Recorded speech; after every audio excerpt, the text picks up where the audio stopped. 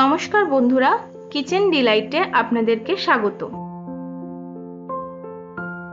আজকের মেনু পটল চিংড়ি।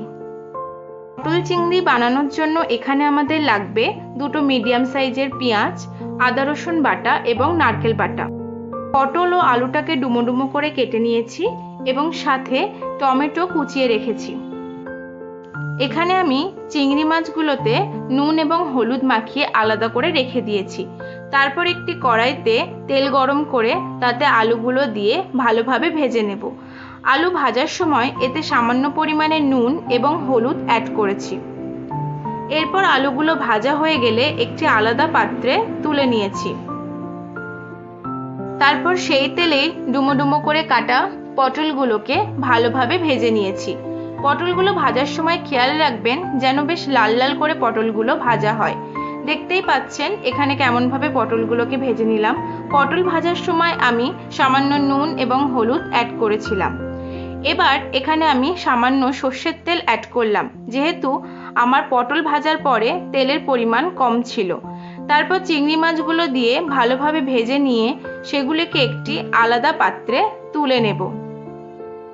চিংড়ি মাছগুলো তুলে নেওয়ার পর কড়াইতে আবার সামান্য পরিমাণে তেল দিয়ে ভালোভাবে গরম হতে দিলাম এবং একে একে এর মধ্যে শুকনো লঙ্কা, তেজপাতা ও গোটা জিরে ফোড়ন দিয়ে দিয়েছি।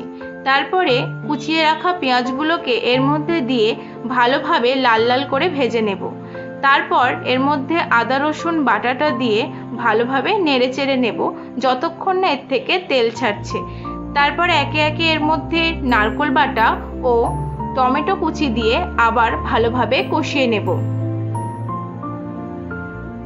কষানো হয়ে গেলে যখন তেল ছাড়বে তখন এতে হাফ টিস্পুন হলুদ গুঁড়ো এবং হাফ টিস্পুন নুন ও স্বাদ মতো চিনি এবং লঙ্কার গুঁড়ো অ্যাড করব।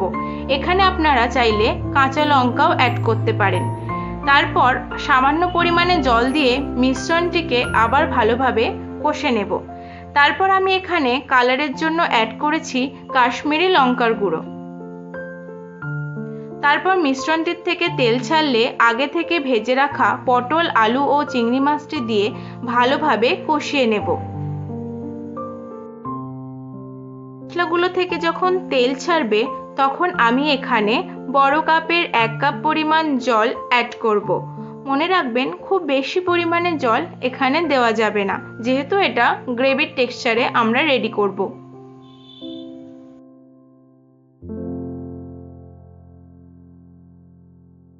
মিশ্রণটি নেড়েচেড়ে নেওয়ার পর একটি ঢাকনা দিয়ে এটিকে সিদ্ধ হতে দেব 2 থেকে 3 মিনিট। 2 থেকে 3 মিনিট ফুটে যাওয়ার পর ঢাকনা থেকে সরিয়ে আমরা এর মধ্যে অ্যাড করব হাফ টিস্পুন গরম মশলা এবং 1 টিস্পুন ঘি।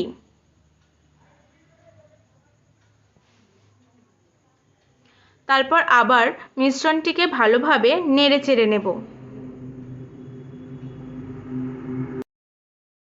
মিশ্রণটিকে নেড়েচেড়ে নেওয়ার পর গ্যাসের ফ্লেমটি বন্ধ করে কিছুক্ষণ এটাকে ঢাকনা চাপা দিয়ে রাখলেই রেডি আমাদের পটল চিংড়ি। রেসিপিটি ভালো লাগলে চ্যানেলটিকে লাইক, সাবস্ক্রাইব এবং শেয়ার করবেন। Thank you for watching.